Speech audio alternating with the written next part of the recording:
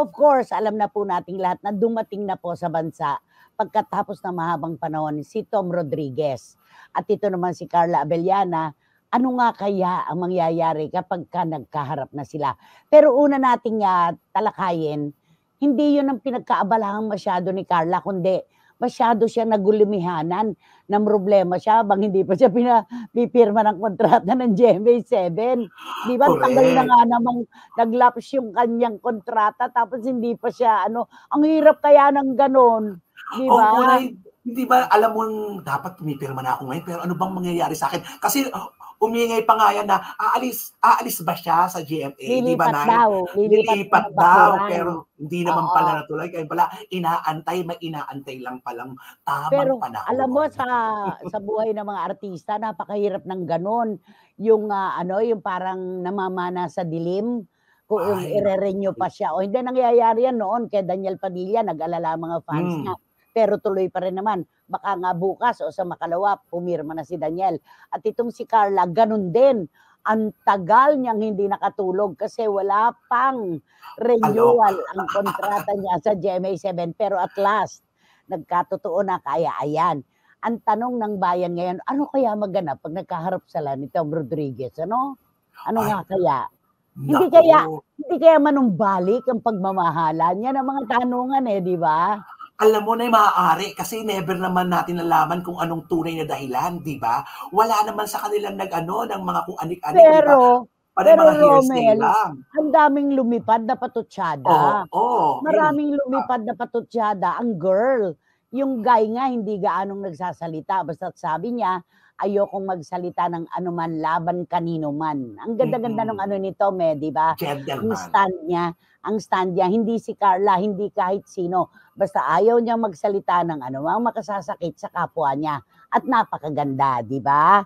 Parang echo lang, di ba? Yes. Yun. Tapos eto na nga, magkikita na sila. Sabi nila, love is lovelier the second time around. Naku, malay nga natin. Baka mamaya pagka nagkita, mag-usap ng sarili na, no?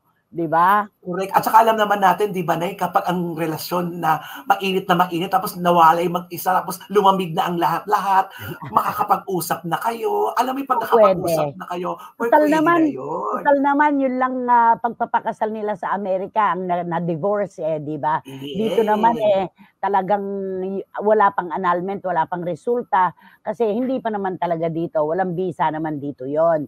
Yun ang hinihintay nila. Kaya naku, tingnan po natin, ano nga ba magaganap kapag nagkita itong dalawa? Yan. Dapat ayusin na talaga na Tom at Carla ang divorce nila para sa ikatatahimik na buhay nila. Tita Julie, yung sa Amerika, tapos na yon.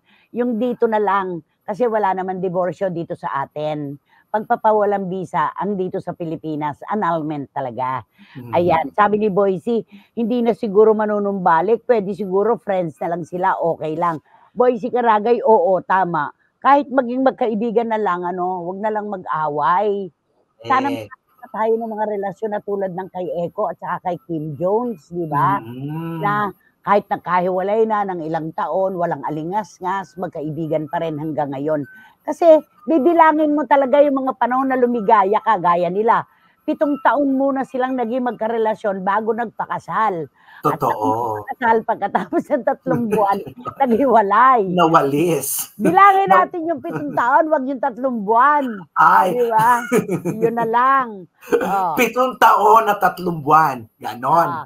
Sabi naman ni Tita Nene Olanday, aba tita, malay natin magkabalikin sila at mamuo ang dating pagtitinginan. Sana naman, sabi ni Tita Nene. Huwag kang tumawa-tawa dyan, Rebo, sariling opinion ni Tita Nene yon.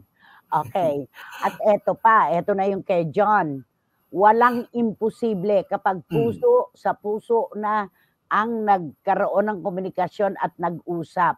Heart-to-heart talk lang ang kailangan dyan. Tama ka, nanay. Lagi mong sinasabi, walang pakialam ang outside forces at walang pakikinggan na tagalabas ang 2 puso na nagmamahalan pa rin. Totoo. No, John, ang galing-galing mo. Totoo yan. Pwede namang maging magkaibigan na lang sila kahit wag nang magkabalikan, sabi ni Eddie Letada. May kasunod dyan, wag kayong ano-ano dyan, di ba? Ayun na. Iyon. Ang ganda-ganda naman. may kilig pa rin kasi yung mga taga-suporta nila, no? Ay, opo. Di At ba? saka wala namang na-link sa kanila. Sa bawat isa Oo. sa kanila na walang na-link in Mm. fairness. Oo, di Oo. ba? Kahit Maayos kay Tom sila. wala eh. Kahit kay Tom. Ang Mm. nakaganda doon, walang babawiin si Tom. Kasi walang pinakawalan. Di ba? Kahit ano, Mm. basta tinanggap lang niya ng tinanggap. Di ba? Para lang siyang ano Yes. talaga na, sige lang, pasok sa kanan at labas sa kaliwa, ganon. Si Carla bilang babae, mauunawaan natin, di ba? Mm. Yung mga patutsada niya na walang ano, ganyan, nananakit Sumobra na. emotionally, Oo. physically. Oo, ganon. May mga pananakit at chuchuchu, di ba? Kung ano-ano mga eme-eme, mga ganon.